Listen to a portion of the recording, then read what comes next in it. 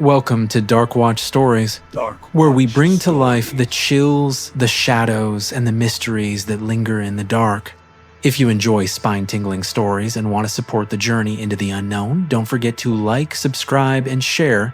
Now, sit back, dim the lights, and let's step into tonight's story. I wasn't searching for work when the offer found me.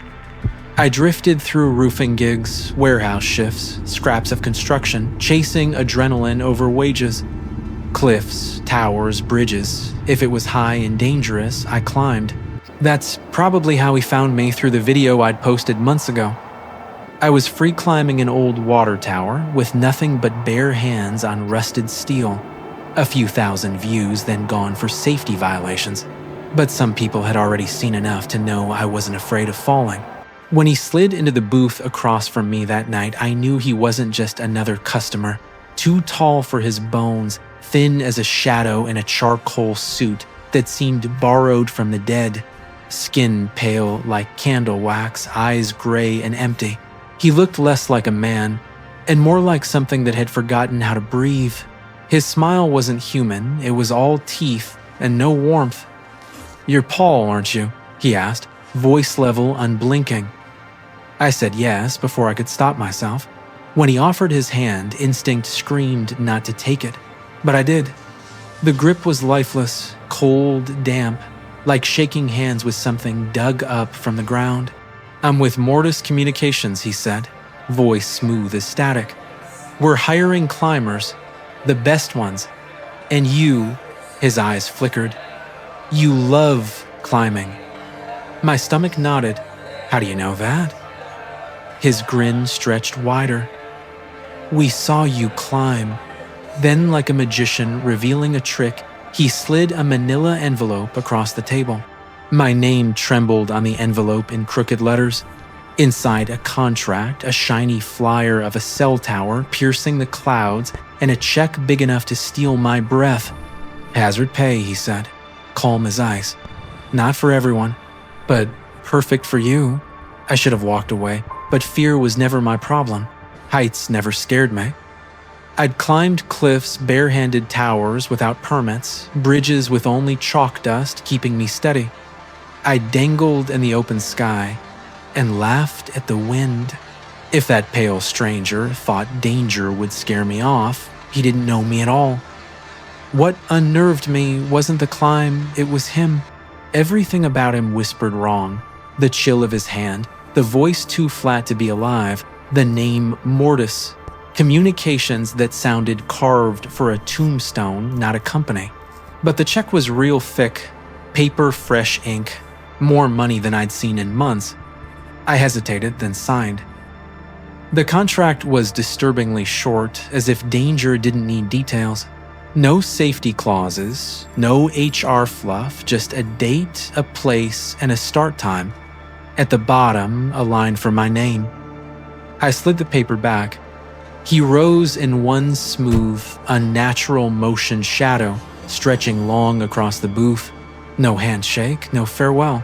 He simply turned and drifted out the bell above the diner door, trembling as he vanished into the night. And then I was alone, staring at the envelope, and the money that could keep me afloat for months. By morning, curiosity had already beaten reason. I drove for hours, the city shrinking behind me. The farther I went, the rougher the road. No houses, no signs of life, just endless fields under a pale sky. When the tower finally appeared, it looked less like a job site and more like a warning. And there it stood, steel and sky, a spear, stabbing straight into the clouds. The tower was taller than anything I'd ever climbed, so high my neck ached just looking up. I parked by the gate, hanging open like an invitation no one should accept. No guards, no workers, just silence and wind. It felt less like a job site and more like a grave waiting to be filled. No foreman, no crew, just me and the tower silent under the wide sky. I tightened my helmet, locked my harness, and set my boots to steel. Left hand, right hand, one rung at a time. The climb began. At first, it felt easy, almost calming. The metal was cool beneath my gloves, solid and sure. Each step upward felt like stepping out of the world below. The rhythm came fast, grab, step, pull. Again and again, my body found its groove. Every few feet, I clipped higher and kept moving. At 50 feet, my truck looked small. At 100, the world had flattened into colors and lines. The wind rose cool and alive, tugging at my jacket. My arms burned, but I grinned. This was the feeling I chased the edge between fear and freedom. The wind wasn't strong enough to knock me off, but it whispered reminders of how small I was up here. It hissed through the tower's frame, tugged at my jacket, and made the steel groan with each shift of weight. Around 200 feet, I saw it, a bright orange vest snagged on a crossbar, sun-faded and torn, one strap ripped clean, like something had yanked it away midair. For a moment, I told myself it was nothing, just some workers' forgotten gear. But the vest was stiff edges, dark and crusted. It had been there a long time. I climbed on, another 100 feet up. A helmet waited between the rungs, white cracked the chin strap, swinging like a noose. No logo, no name, just silence and the wind. It just sat there, like someone had dropped it mid-fall and fate had caught it. I unclipped, shifted my harness higher, and climbed past. My glove brushed the helmet, brittle, ready to crack at a touch. Weird, sure, but accidents happen, right? People drop things. Maybe some fool got careless. Either way, I wasn't stopping. Not now. The higher I climbed, the more the world below disappeared into silence. Only my breath remained rough, steady, alive. My arms burned, legs shaking, but it felt right. Each pull brought me closer to the sky.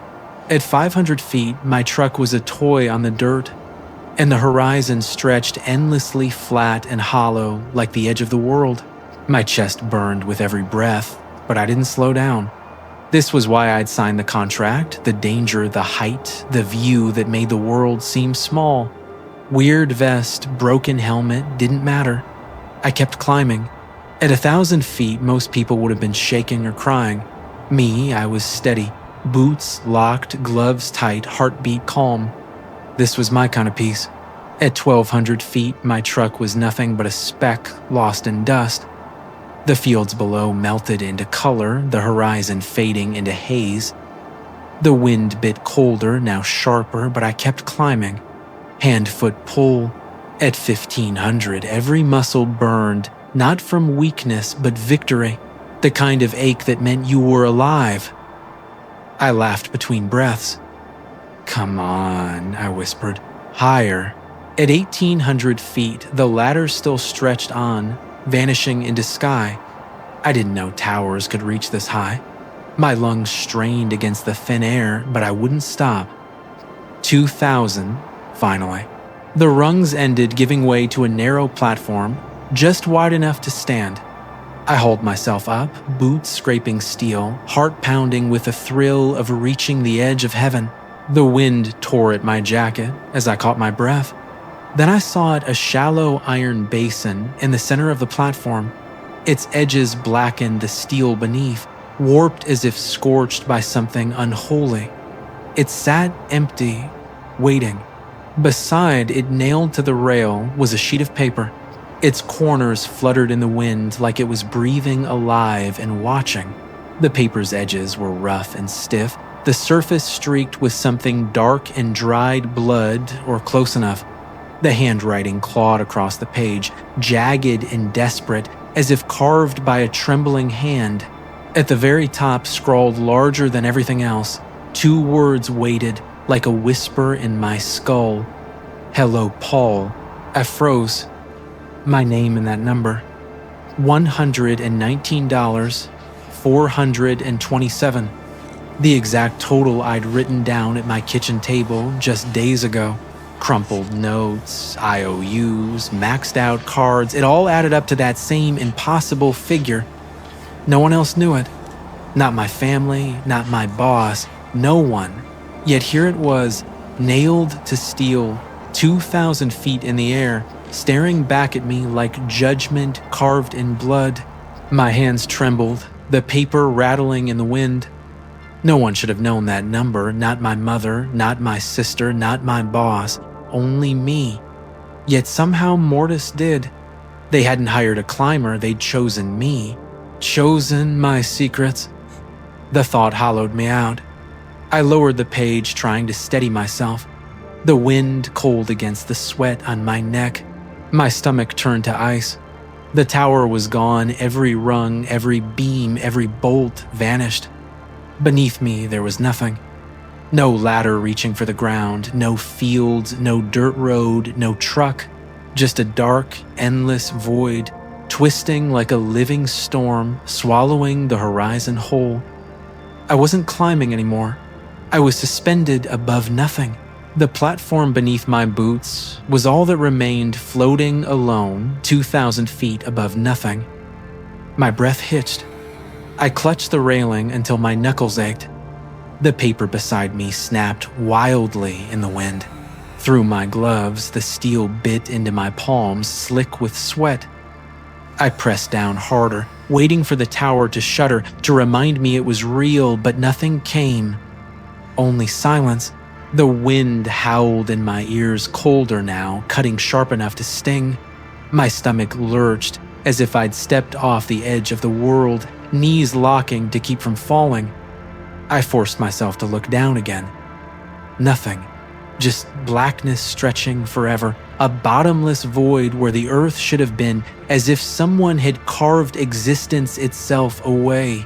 The platform was barely 4 feet wide, just enough space for my boots to stand side by side. One wrong shift, one slip, and I'd vanish into the void.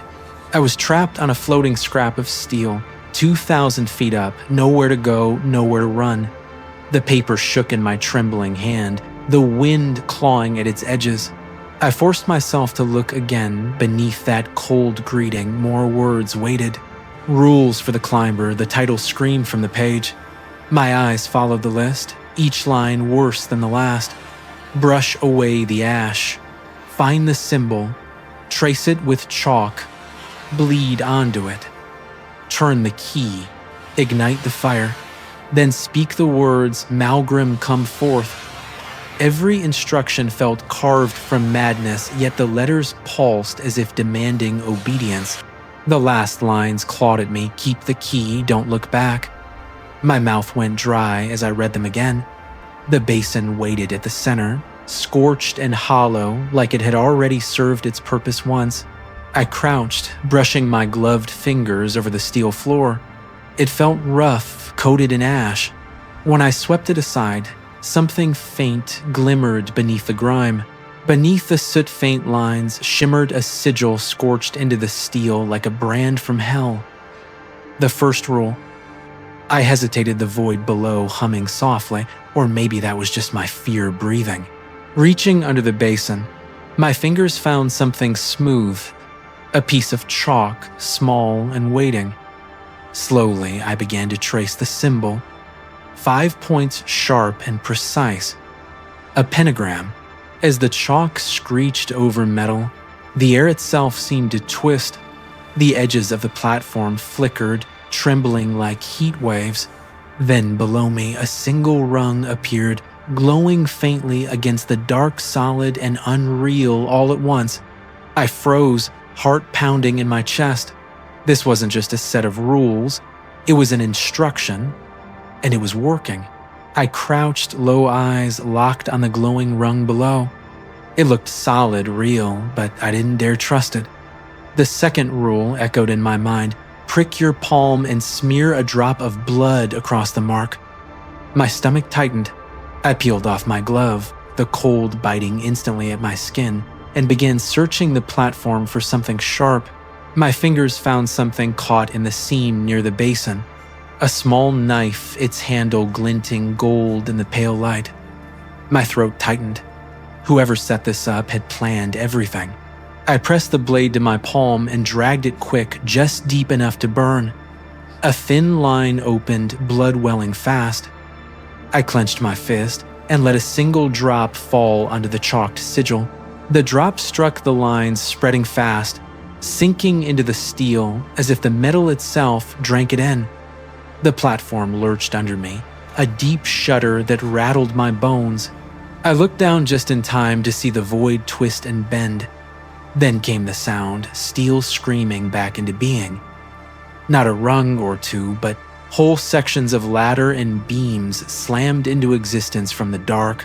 The tower stretched downward again, steel bones rebuilding themselves for hundreds of feet before darkness swallowed the rest. I clung to the railing, breath, ragged chest burning. Piece by piece, the tower was returning, and somehow I was the one summoning it back. My throat tightened. "What the hell is going on?" I muttered. But the wind ripped the words away before they could reach my own ears. My pulse hammered in my ears, and for a second my knees almost buckled. None of it made sense. Chalk, blood, glowing steel. A tower rebuilding itself. I didn't care anymore. I just wanted off this nightmare. I shoved my glove back on the inside, slick with my own blood, and forced my eyes to the next line. Insert the key beneath the basin. Turn it to ignite the fire. The third rule. I crouched, tracing my fingers over the warped steel until I found it a narrow black slot beneath the basin. Right beside it lay a brass key, gleaming faintly, waiting like it had been placed there for me alone. It felt too heavy, too cold. My hand trembled as I slid it into the hole and turned. The basin erupted in blinding light, swallowing the darkness whole. A blue flame burst upward, tall and unnervingly still. It didn't flicker or waver, it simply was burning with a calm that felt wrong. The eerie light drenched the platform, washing everything in ghostly blue. Beneath me, the void rippled like disturbed water. Then came the sound, steel slamming back into place. Ladders and beams stretching hundreds of feet down before dissolving again into darkness. I stumbled backward, the heat biting at my face, the key burning against my palm. I jammed it into my pocket and clutched it tight. Whatever this ritual was, I didn't care anymore. I just wanted down. The flame hissed beside me, blue light spilling over the page. My eyes fell to the next line, trembling as I read the words aloud. Malgrim, come forth. I crouched, sweeping ash from the basin's rim. Malgrim. The name slithered through my thoughts before I even spoke it. Malgrim, I began, then froze. My throat tightened shut. The chalk, the blood, the fire, the tower rebuilding itself piece by piece, and now this. Not just a name, I realized. A command, a summons. Come forth. My fingers gripped the paper so tightly it almost tore. That's when I understood this wasn't about getting down. This was a ritual, and finishing those words wouldn't save me. It would bring something here. My breath caught. I lowered the page, eyes flicking toward the platform's edge, afraid of what might already be waiting below. The ladder stretched farther than before, steel rungs gleaming faintly, descending hundreds of feet, maybe more. For a moment, hope flickered. Maybe it reached the ground. Maybe I could climb down and end this nightmare. My hands twitched toward the railing, but deep down I knew better. Nothing about this place gave without taking something first. Even from up here, I could see where the ladder ended, fading into the dark, sliced clean, like someone had erased it with a stroke of ink. And beyond that, the ground. It bled slowly into view, soft and blurred like watercolor on paper. The dirt road, the empty fields. It was all there, real but distant. Too distant. Not nearly close enough to save me. It shouldn't have been possible, yet the ground shifted into view, tilting, swaying, as if gravity itself had bent just to taunt me with how far I still had to fall. To climb down, I'd have to finish the words. But what would come when I did? I thought of my debts, that cursed number on the paper, perfectly exact down to the last dollar. Yes, I wanted it gone. All of it, The calls, the threats, the shame, I wanted it gone. But standing there on a steel plate floating above nothing, money didn't matter anymore. I just wanted down. I just wanted out. The blue fire hissed beside me, somehow both burning and freezing. My fingers clenched the paper until it crumpled. There was no other way now, only forward or down. I made up my mind. I'd finish the rule, get the ladder back, climb down, and then I'd run. Call someone, anyone. A priest, 2 priests, hell, the army if I had to. Tell them what Mortis was doing up here. Deep down, I knew it was evil. I felt it in my bones. But I kept lying to myself, telling myself I'd fix it. Better me than the next poor soul right I knew. That was a lie. I made the choice. I opened my mouth and spoke. Malgrim. The word fell from my lips, like a stone sinking into dark water, echoing where echoes shouldn't exist. The wind caught it, swallowed it. The blue flame flared high for a single heartbeat, then steadied again, burning cold and calm. My fingers clenched the paper tighter until my knuckles turned white. My throat felt like sandpaper, heart pounding hard enough to shake my chest. This was it. I took a long, shaky breath. Come forth. The words barely left my lips before the platform quivered beneath my boots. The blue flame leaned toward me, narrow and sharp as a spear. Then came the rumble, low distant at first, a growl I felt in my bones before I ever heard it. The sound deepened, rolling through the void like thunder tearing the world apart. It grew heavier, louder, until it felt as if the earth itself was splitting open far below the horizon. I clung to the railing, eyes wide, staring into the dark. The black wasn't empty anymore. Something was moving out there, massive shapes twisting and shifting too distant to see clearly, yet impossibly huge. The blue flame hissed higher, steady and unnatural, its glow washing across the platform like cold daylight. The rumbling rolled through the air again and again, thunder without a sky. My pulse pounded so hard it hurt. Something had hurt me. I could feel it. Dread coiled tight in my gut as I leaned over the railing and peered into the dark below. The ladder reached farther now. No longer a few rungs, but an endless spine of steel vanishing into the dark. My way down had returned. I turned back to the paper. The blood-red letters trembled under the blue light. 5. Keep the key in your pocket. Do not let anyone have it. My hand slid into my pocket. The brass key burned hotter, pulsing faintly as if it had a heartbeat of its own. I swallowed hard. My eyes found the final line. 6. Descend the ladder with the key. Do not look back. I didn't hesitate. I grabbed the railing one last time and swung onto the ladder. The steel bit cold through my gloves, but it felt solid, too solid. The weight of it vibrated through my arms, heavy and alive, like the tower had been waiting for me all along. I started down. Hand, foot, drop. Hand, foot, drop. The wind roared harder here, slashing across the steel. Twice my boot slipped on frost-slick rungs, and both times my stomach shot into my throat. My harness caught my grip.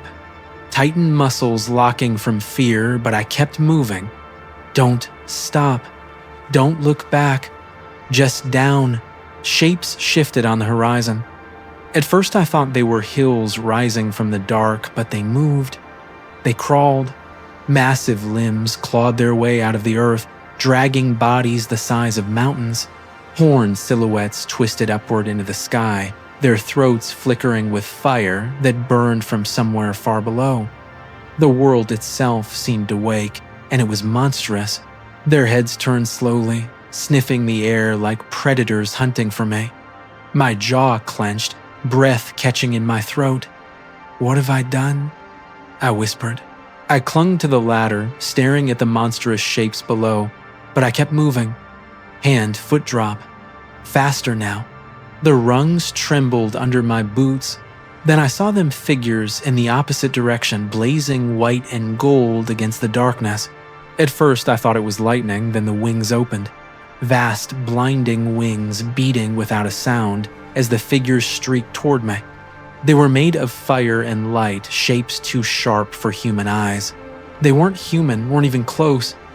And somehow their holiness terrified me more than the demons clawing their way up from the dark below.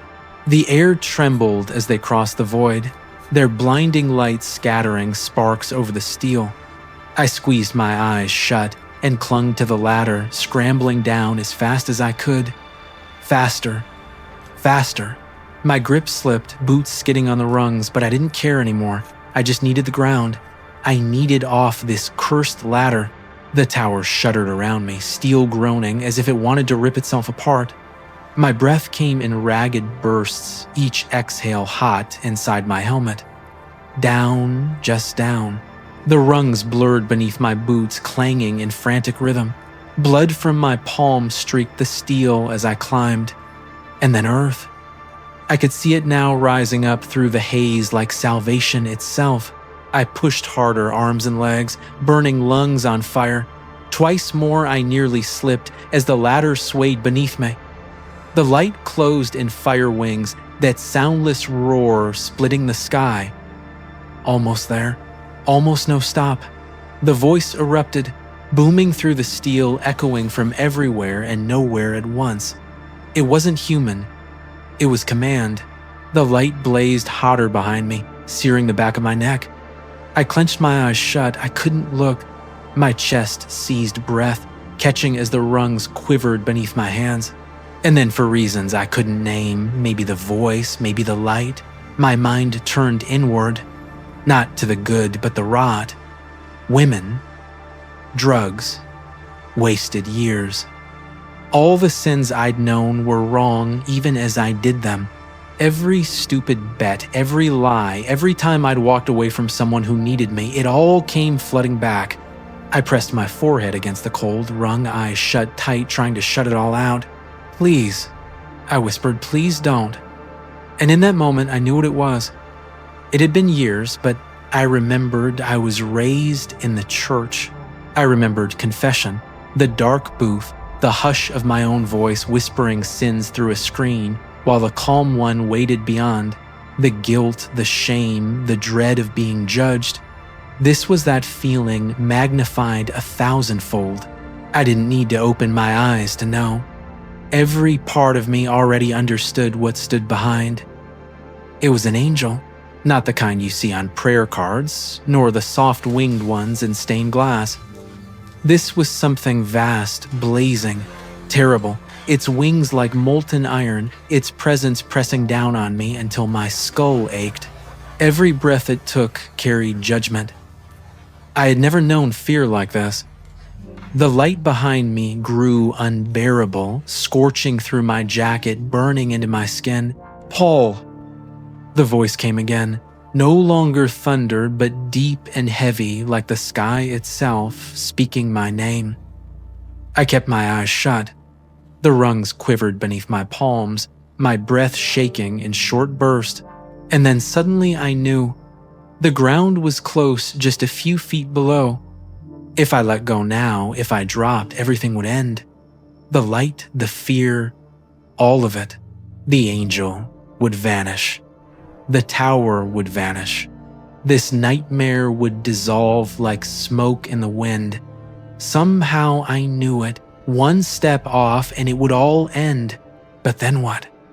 The light behind me pressed closer, warm and merciless, and far below, I could still feel them. Those vast shapes I had awakened, crawling upward from the black, reaching for the world above. If I stepped off, the angel would vanish. The tower would vanish. But the evil, no, it would remain. I didn't know how I knew, but I did. It was awake, now alive, moving. And if I let go, who would stop it? I pressed my forehead to the cold rung, shaking. I wanted down. God, I wanted down so badly. But I knew deep down in some terrible, undeniable way that what I'd done had summoned something far greater than me, and no amount of running could undo it. The voice came again, closer, this time thrumming through the steel. "Give me the key, son." The words rolled through me like thunder. My grip slipped. The presence pressed against my back light, without heat yet burning hotter than flame. My wounded palm throbbed. My lungs froze as if I were drowning in judgment itself. The light seared through me like it was peeling me open to the bone. Too hot, far too hot. I just wanted down. My forehead pressed against the cold steel as tears slipped free. Then the voice came again, softer, now gentle enough to shake me. The ladder vibrated with its tone. "It's okay. Give me the key. I cannot take it from you." I clutched my pocket, the brass key scorching against my thigh. The wind howled, the blue fire hissed above, and I froze, trapped between the ground below and the voice behind. I wanted down. God, I wanted down more than anything. The earth was close enough to smell damp and real. I could almost feel it beneath my boots. I could let go. I could let go, and the blinding presence behind me would vanish, gone just like that. The crushing weight would lift, and I could finally breathe again. Every instinct begged me to turn away, to run, but I didn't. Not this time. I reached into my pocket and held out the key. For a heartbeat, nothing happened. The ladder groaned beneath me. The blue fire hissed above, and the light pressed hard against my eyelids. Then the presence moved. I didn't open my eyes, but I felt it. The air shifting, the warmth folding gently closer. And then a hand cool, steady closed over mine. It didn't grab or wrench. It simply took the key from my palm, slow and careful, like an adult taking something fragile from a child. The heat faded. The crushing weight lifted. I could finally breathe again. I forced my eyes open just a sliver. Before me rose a shape, wings of light, vast and silent, folding once, twice. The figure nodded slowly, almost proud. Then it ascended, shooting upward in a column of blinding radiance that split the sky. For a heartbeat, everything was still. Then the steel beneath me groaned and shifted. The rung jolted beneath my hands, and before I could react, it snapped. I was falling. The impact came hard, knees buckling, head slamming into the dirt. Darkness swallowed everything. When I opened my eyes again, it was night. The air was still crickets humming faintly in the distance. A soft breeze brushed past, carrying the scent of dust and grass. I pushed myself up slowly, groaning. My gloves were caked with dirt, my jacket ripped, but the tower was gone. No steel piercing the clouds, no basin, no fire. Just empty fields, bathed in pale moonlight. The dirt road lay silent beside me, my truck parked where I'd left it, calm and ordinary, as if nothing had happened. I staggered to my feet, checked my pockets empty. No key, no paper, no demons crawling in the dark, no titans dragging themselves from the void, no blinding figures streaking through the sky, no angels. Just silence and empty field, lying flat beneath the still night. My truck waited where I'd left it. Headlights dead, windshield catching the faint shimmer of moonlight. The grass whispered softly in the breeze. Crickets sang steady and real. It felt like a dream. I turned slowly, scanning the horizon for anything. Scorch marks, twisted metal, even a single rung jutting from the dirt. Nothing. Only my own footprints marked the ground. The tower was gone, completely. I walked toward my truck, legs stiff, every step heavier than the last, as if the earth itself didn't want to let me leave. The driver's door groaned as I pulled it open. I slid into the seat, staring at the wheel, struggling to breathe. Was it real? Had I imagined it all? The 2,000 feet of steel, the basin, the blue fire, the angel. My hands tightened around the steering wheel until my knuckles turned white. The silence outside pressed in like a memory I couldn't shake. My chest heaved, my head pounding, and then I saw it. Lying flat on the hood, pinned by the night breeze, was a single sheet of paper. My breath caught. Slowly, I stepped out, gravel crunching beneath my boots. My hand trembled as I reached for it. The page was stiff edges, curled faintly, stained with my own blood. I didn't need to read it. I already knew every word. I folded the paper once and slipped it into my pocket. Not because I wanted it, but because I needed proof it was real. Proof I wasn't losing my mind. Proof it had happened. I climbed back into the truck, shut the door, and turned the key. The engine rattled to life, headlights slicing through the emptiness of the field ahead. I drove home through the darkness, down the same dirt road that had led me there. The night was silent, the world still. The fear, the tower, the flame, all behind me now. And somehow in that emptiness, I felt peace. Not safety, not forgiveness, just peace. Thank you for listening to Darkwatch Stories. If this story gave you chills, make sure to like, subscribe, and share so we can keep bringing you more. Until next time, stay safe and stay aware of what might be watching in the dark.